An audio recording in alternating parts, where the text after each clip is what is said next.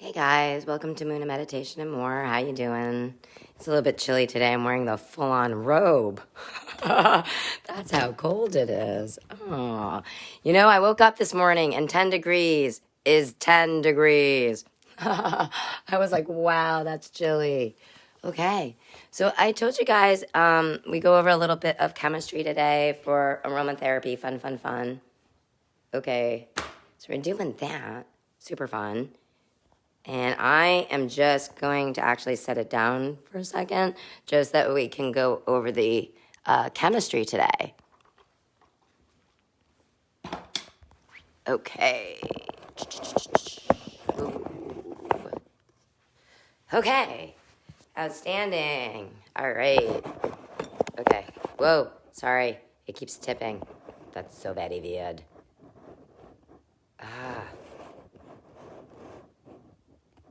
I apologize. I'm always doing that. It's always like moving around. Okay, so we're talking about the chemistry module for aromatherapy. Fun, you guys. So what did we go over already? Let's just kind of look through. Okay. Just to recap. Okay. So we went over the history of aromatherapy. We went over the methods of extraction. So if you missed those videos, you can check them out. I think they might still be, I'm not really sure. I think they might still be on the Ommmmindgarden feed. I think they're actually on YouTube as well. So I invite you to check that out too. I think YouTube, I have a YouTube channel. And I think it's actually called Omm. Yeah, OMMM for Moon and Meditation and More. Okay, so we went over the history. We went over extraction. We went over storage and safety. We went over how to use them. We went over the physiology. And we're into the chemistry. So, okay. You know, there's a very basic knowledge of the properties and structure of an EO component.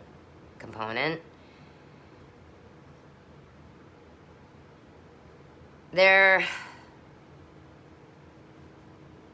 the products of what's called a secondary metabolism. And they're stored in specifically equipped cells. In other words, they're not a source of energy. It's not known fully what their purpose is actually in the plant. However, they are thought to assist with plant communication, pollination, insect repellent, and attraction. They have biosynthetic pathways. That's terpenes, which is a terpenoid pathway, or phenylpropanoids, which are generally a byproduct of amino acid metabolism. All right? So some compounds of high odor impact will occur in low concentrations, and they're synthesized along other routes like the lipid like the lipid metabolism, okay? So now, a single essential oil is made up of hundreds of constituents and chemical components, and each of these components will bring, or constituents, will bring its own set of properties to the oil, so that the total result is actually, it's pretty complicated situation, actually. Plants are pretty they're really interesting, actually. I invite you to go study some of them.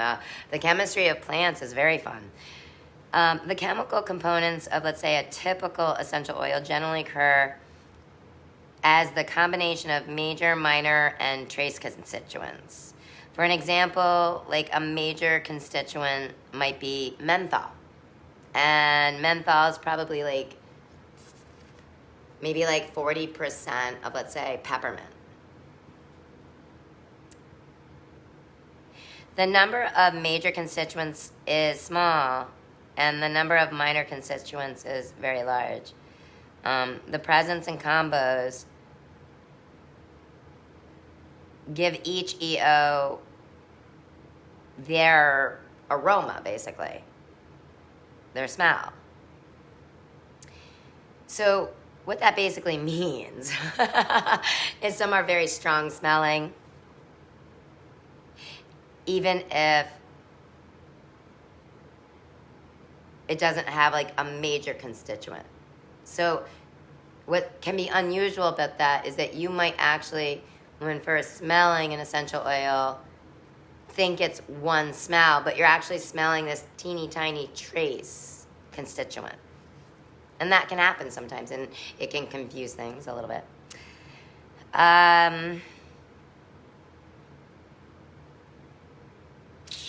What else can we go over?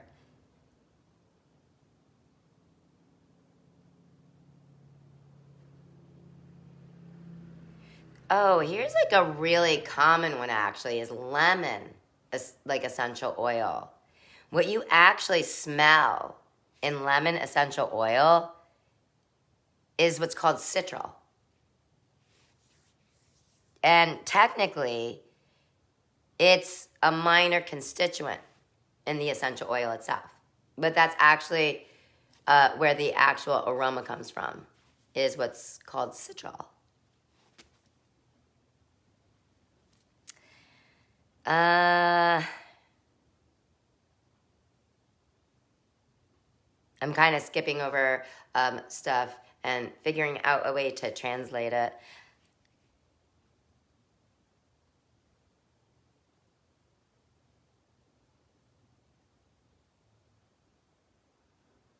So like these trace constituents, some of them are like few parts per million.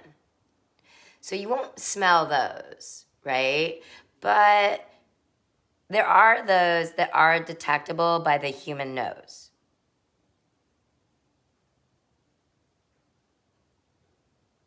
And for some reason, they believe, even though it's such a small trace amount of it, that it's still beneficial. It still has therapeutic benefits in that way, basically.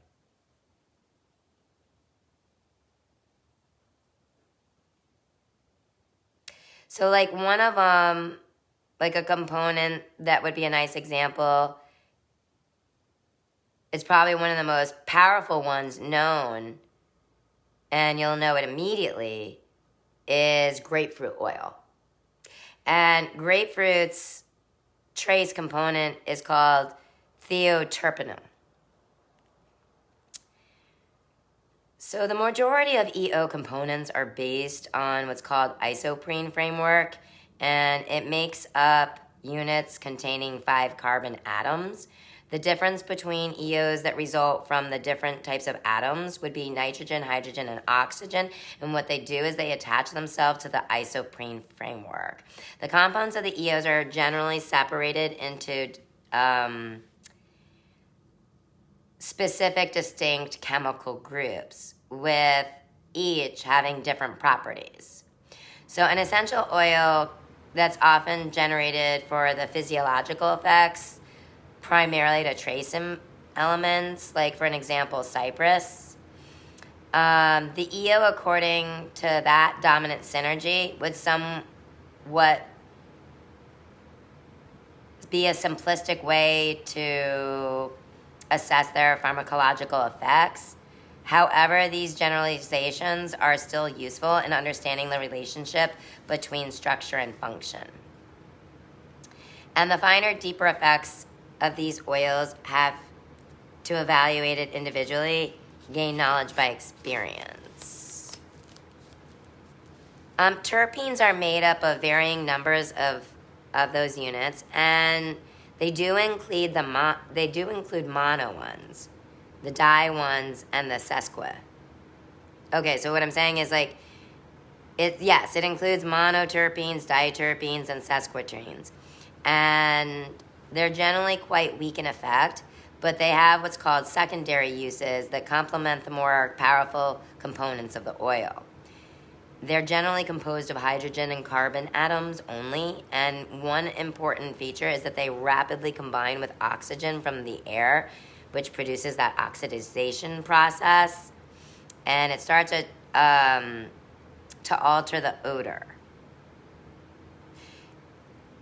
I think eventually it can affect the therapeutic properties. And what that means in practice is that an EO that's rich in terpenes that oxidizes can deteriorate in a short space of time. So it'll have a shorter shelf life. In other words, like citrus ones are generally, I think, 6 months.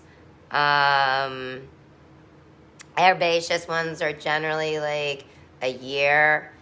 Resins are like 2 years. So that kind of makes a lot of sense.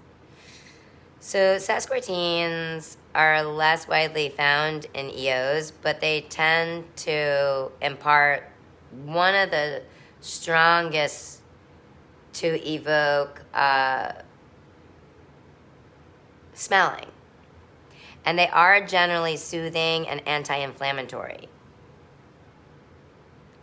I really feel like they're mostly anti-inflammatory because there's azulene and chamomile, and then there's like caraphyllene in lavender, marjoram, and clary sage. So your monoterpenes, these are antiseptic, bactericidal, stimulating, expectorant, and slightly analgesic.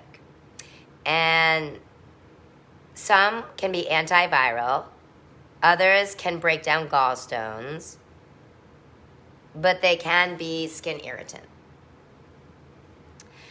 Sesquiterpenes can be antiseptic, bactericidal, hypotensive, calming, anti-inflammatory.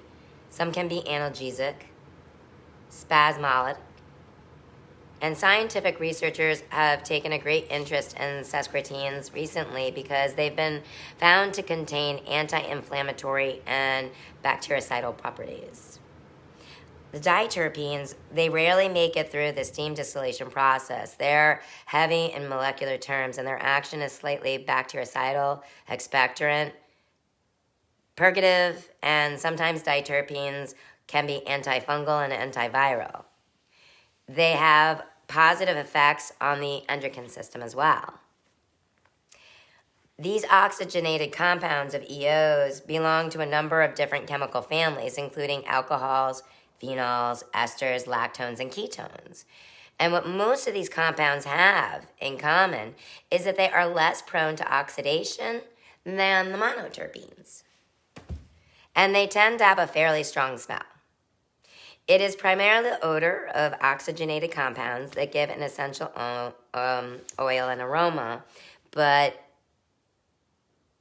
the specific combo of terpenes and oxygen compounds is what gives an EO its therapeutic properties.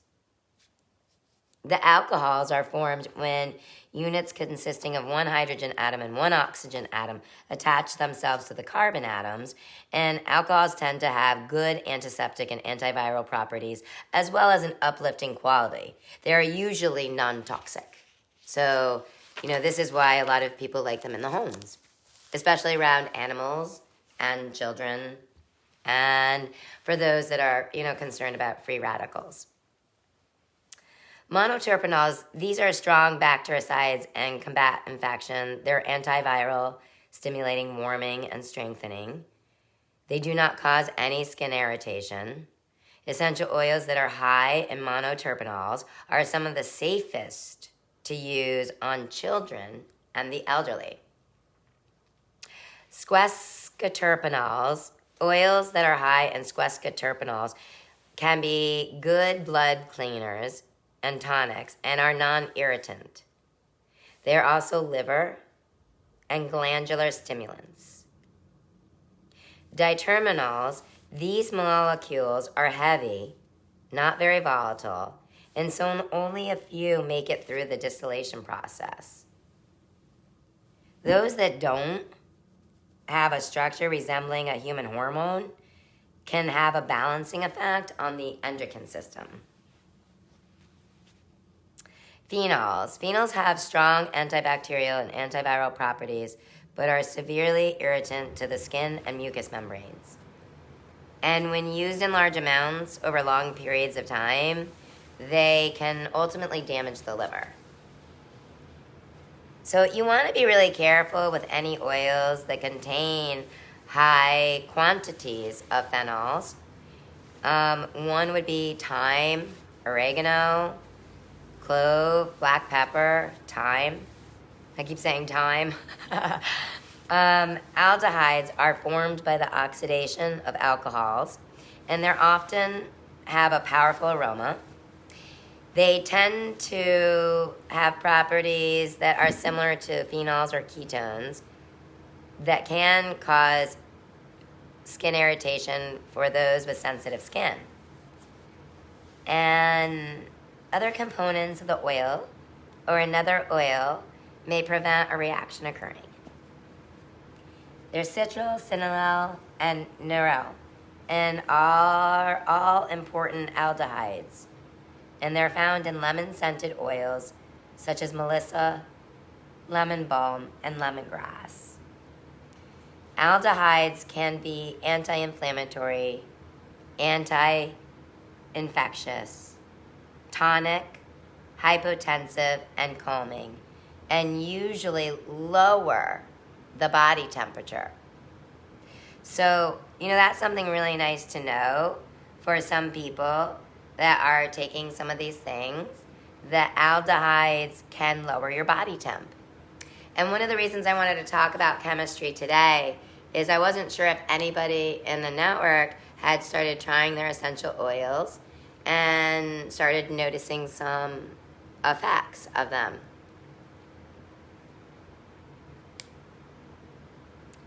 Ketones are potentially the most toxic compound in an essential oil.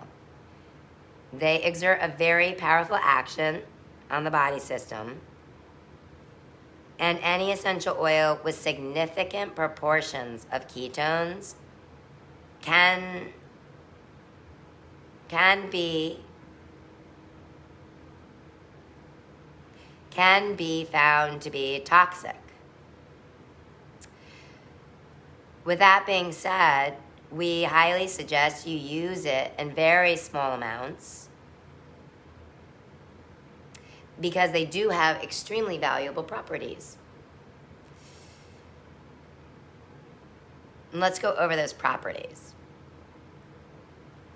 They can be an immunostimulant, an antifungal, but safer alternatives can usually be found. Used in moderation, their effect is calming and sedative. They do reduce fat. They ease the flow of mucus. And they do encourage scar tissue from forming. They can also be digestive, analgesic, stimulant, or expectorant. I think some of the ones to be careful of that I would recommend, that I am familiar with, that have high ketones, they would be, oddly, peppermint, caraway, cinnamon, sage, camphor, and mugwort. So when you're finding products that are combined with these, it's always a great idea that knowing that a team of aromatherapists have created that and also have tested it. Esters are an important category of a molecule found in essential oils and are complex combinations of carbon, hydrogen, and oxygen. They are antispasmodic and anti-inflammatory, and they have a balancing effect on the nervous system by being variously calming or uplifting as required. They are among the gentlest and safest components of EOs and are harmless on the skin. And these are fine. Some nice examples that all of you know are lavender, mandarin, bergamot, eucalyptus, jasmine, neroli, and orange.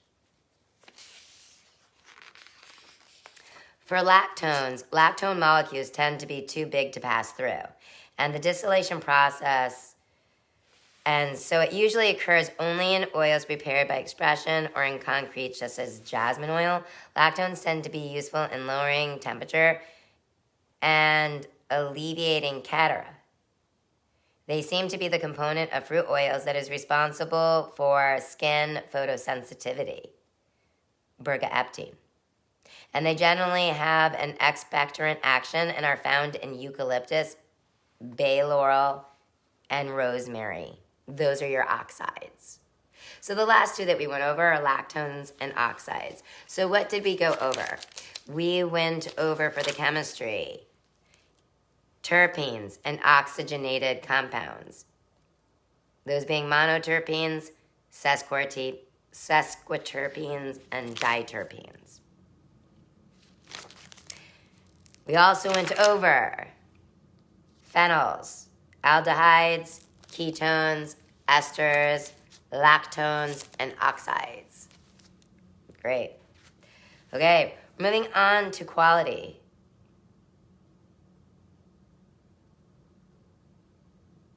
You know, one pure essential oil is so complicated that it'd be like a book of poems. It wouldn't be one poem. It'd be a book of poems. It'd be a whole collection. You know? I guess that would be a good example. Okay? And a nice example would be rose. Rose has about 32 unknown constituents in it. Or components. So, if there's 32 that you don't know of, would it not be hard to synthesize the overall effect and benefit to an individual? Especially understanding the synergy of what some components can do in combination than others. Now, if we know that constituents or components of an EO are mixed in the proper concentrations and yield an identical chromatogram to the natural EO, then the two oils will oddly smell completely different. Because what is happening is that the trace component that has that high aroma that we talked about before,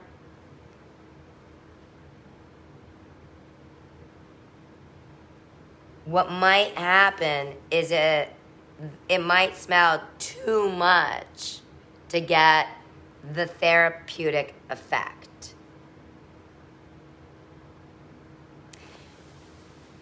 So synthetic essential oils are produced because they are cheaper than pure essential oils and because they are mostly consistent.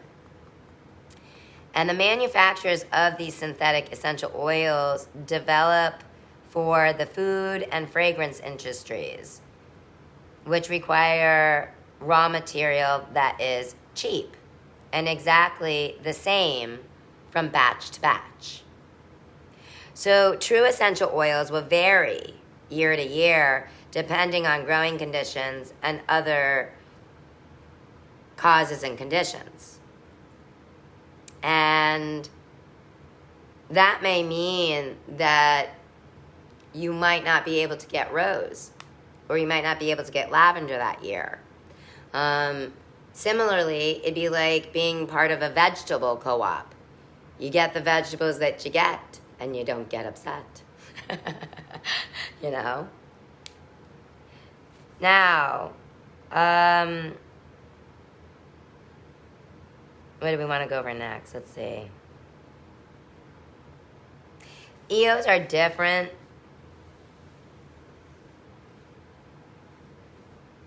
from synthesized EOs or chemical copies because the natural molecule has medicinal therapeutic activity. This is because an essential oil has what's called pure enantiomers, and the synthesized oils are racemic mixtures. So the biological process with only one enantiomer, I don't even know what I'm saying. I think I'm saying that. I'm butchering it. And the alpha bisabol, that would kind of show an example.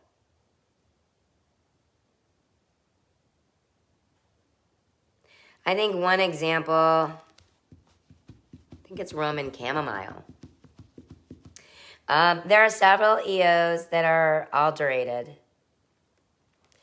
True EOs are blended with synthetic oils. True oil blends with a cheaper but similar oil are like ylang ylang and cananga.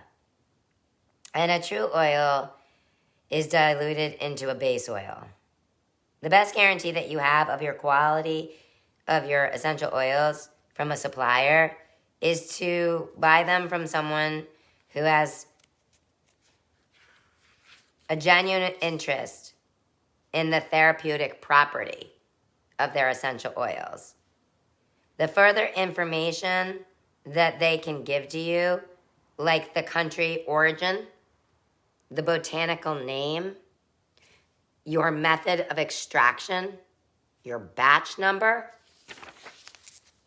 these are the things you want to look at. So for commercial realty, every supplier in the world would like to have the best quality of the top 10 because it's a staple in aromatherapy.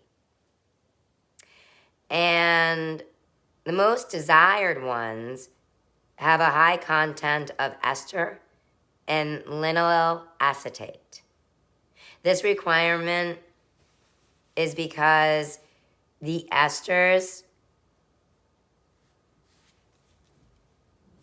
content of the ester and the spraying ability of linolyl acetate onto plants before harvesting or adding synthetic linolyl acetate to the EO. So in a synthetic and natural linolyl acetate will appear at the same spot, making it impossible to recognize the differences. And according to a combined content of linolyl and linolyl acetate, you would want to reach the upper limits of what is actually in each essential oil. And so consequently, your ester concentrations would also be higher. And they could be somewhere up between like 70% for a linolyl acetate and upwards towards 80%. In addition, the synthetic esters are contaminated with small amounts of byproducts from their synthesis.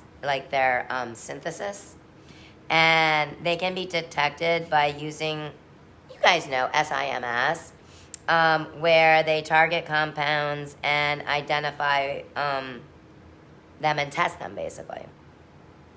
So a truly holistic practitioner or consumer will work only with genuine oils and accept lapses in supply due to crop failure. If these EOs are intended for healing, they must relate to the framework in which healing can actually happen. An evaluation of current essential oils reveals that oils contain unadulterated, without exception, small companies themselves will buy from small or mid-sized producers. Now, when companies grow too big, the demands of continued supply and cash flow and so on obviously take on a life of their own, and the desire to heal gives way to just making a profit. So, just keeping all of that in mind.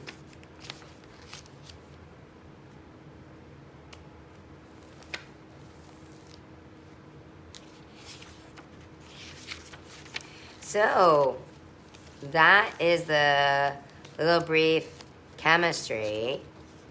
One of the ones that I typically like to go over is eucalyptus. And eucalyptus is from the blue gum tree, Myrtaceae, and it's called Eucalyptus globulus.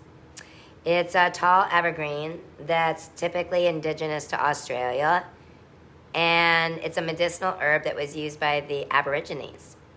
It was introduced to Europe in the 19th century. Fun. It is extracted, and its oxides are 70 to 80%. It does have esters of alpha terpinyl acetate. The oxides are cineol and alpha pinene and epoxide. The ketones are pinocarbone. Sesquiterpenes are aromatherapy. Monoterpenes are alpha pinene, paracymene, limonene, phenylidene, and the alcohols are globulol and transpinocarbiol. When you see it, it should be a clear or very, very pale yellow color. Very, very pale. Very, very pale yellow. Sorry. It kind of has a medicinal smell. It's kind of like very faint woody undertone and kind of like camphor, really. But it does blend well with wood oil and citrus and herbaceous ones. It's typically used for the therapeutic properties for skin, muscle joints, respiratory. You can go over those. And, with that being said, there's about 300 species of eucalyptus, and only 15 of them have the capacity of an essential oil. So when you are looking for them, some of them that I do recommend are Eucalyptus globulus, radiata, and citriodora. Citriodora is probably the only one that has it's just really an antiseptic and has antiviral properties. So that one you should be able to find pretty inexpensive, and it can also be a fungicidal.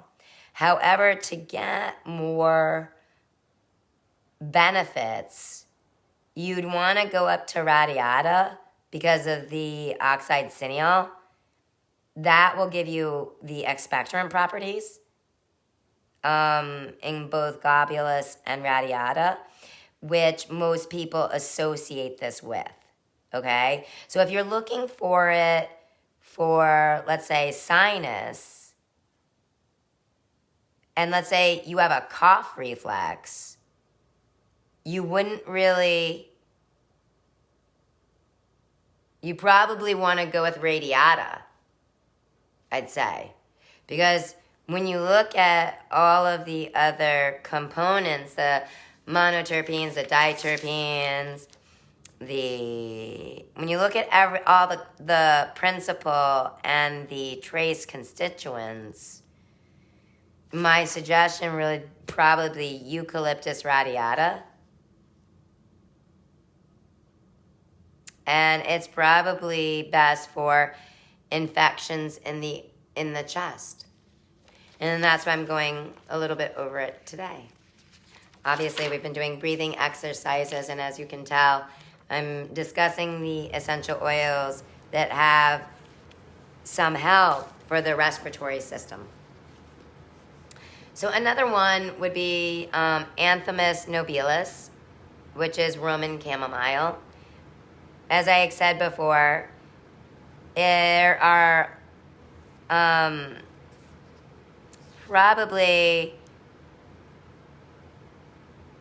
I don't know, I think this has been used for thousands and thousands of years. This goes back, probably to sacred ancient Egyptian time.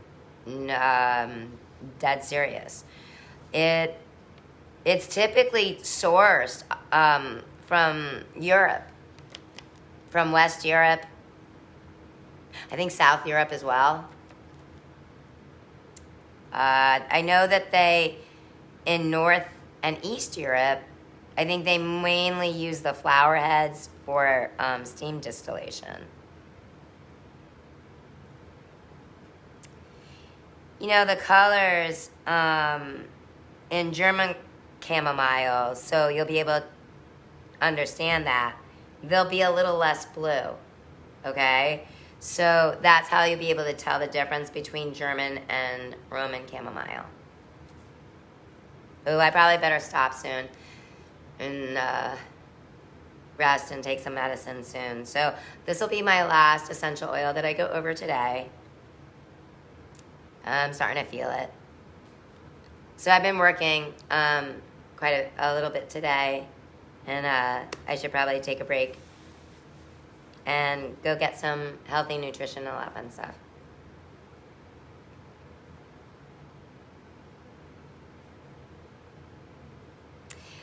So I would say, for those of you concerned about it, it's a middle note. And this is one of those herby ones that blends well with pretty much a lot of things. Blends well with citrus oils and blends well with clary sage, geranium, lavender, a lot of the florals, a lot of the citruses.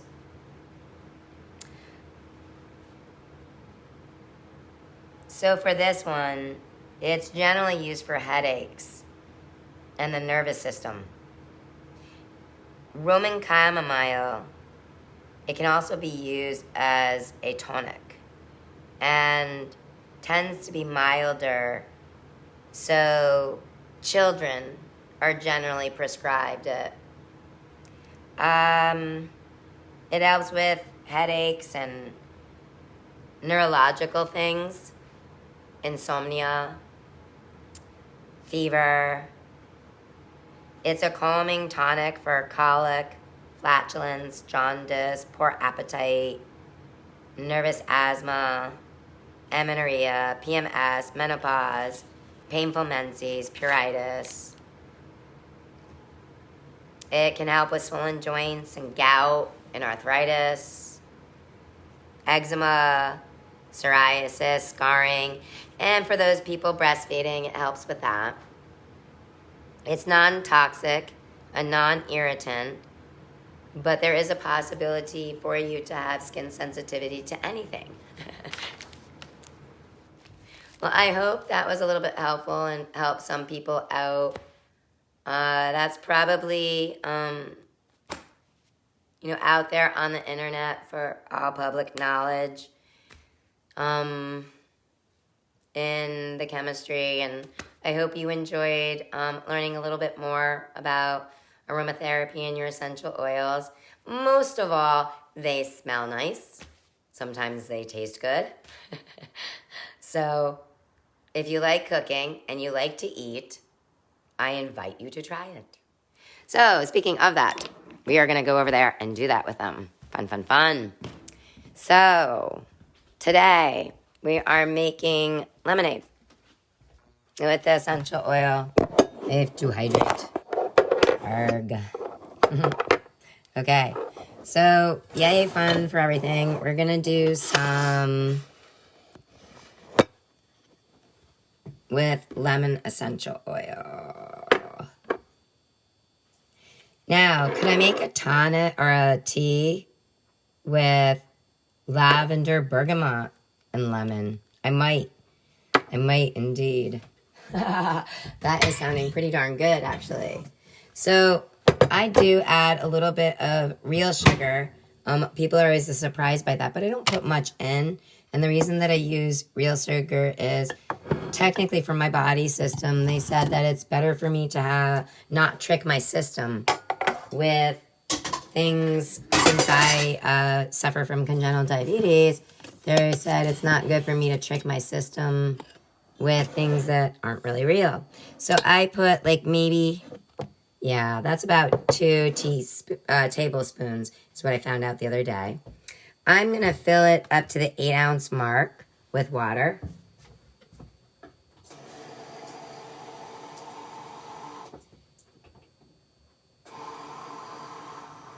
Oh, heck.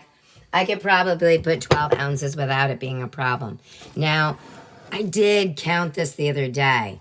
And what was interesting to me is 3 times 16. Let me do the math again. 3 times 16. 48. I'm going to say that's 48 ounces.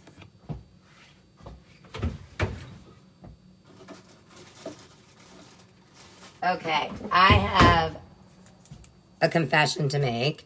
It's not a big one. I like toothpicks. I really like them when they're individually wrapped like this. And you know what's super fun, guys? The Asian markets sell them this way. Yes, they do. It's great. Hey, COVID. Your answer. No, I'm just kidding. Now you can still pick your teeth. No, I'm just kidding. So I smell it. I'm going to dab it in once. I'm going to swirl it. I'm going to heat it. I'm sniffing it to make sure. Not strong enough. Gonna take it again. Dab it. Swirl it.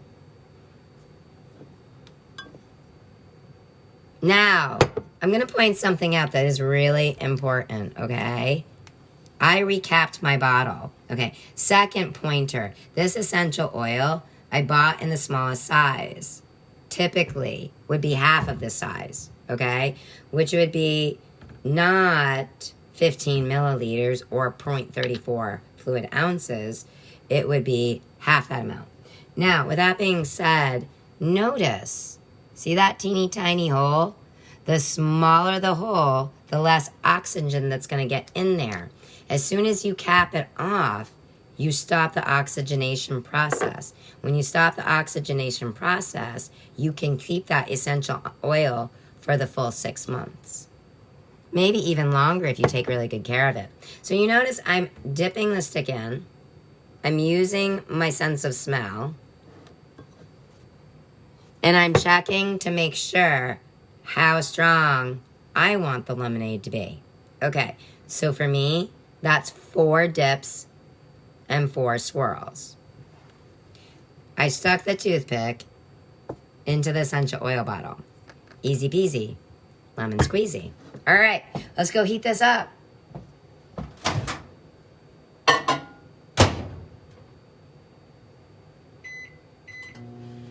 So, what I also explained to you before is I do take just a dash of sea salt and I put it in there to make it a natural electrolyte, okay? So that's really fun to know. Okay.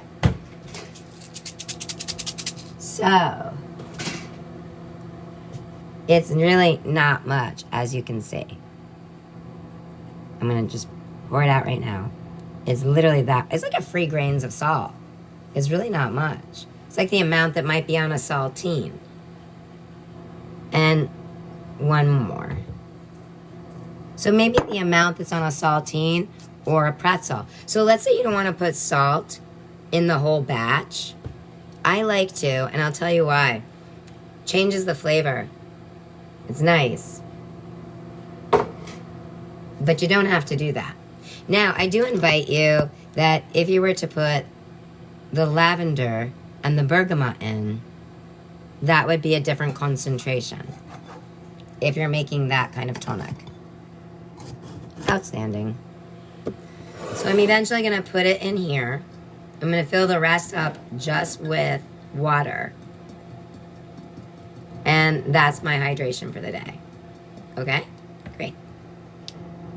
So we went a little bit over just making one drink today, and I hope you guys all enjoy it and that it helps out during COVID.